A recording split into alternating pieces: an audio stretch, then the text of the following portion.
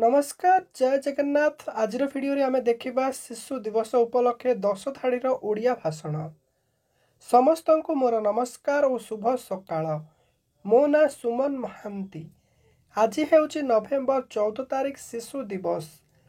आज आम देशर प्रथम प्रधानमंत्री पंडित जवाहरलाल नेहरू का जन्म दिवस।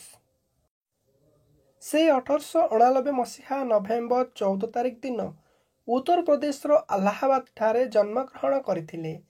से पिलामानंकु बहुत भल पाउथिले। तांको मतरे आजिर शिशु कालीर भविष्यत। से सर्वदा शिशु मानंक भविष्यत को नहीं चिंतित थिले। शिशु माने मध्य तांकु स्नेहरे चाचा नेहरू डाकुथिले।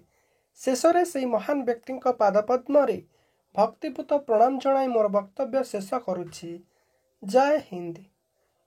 छोट पिलामानंक पाई प्रस्तुत होई भाषणटी केमिति लागिला कमेंट बॉक्स रे जणाइबा सह वीडियो भल लागिथिले गोटे लाइक करि दियंतु। चैनल ले नुवा करि आसिथिले सब्सक्राइब करि दियंतु।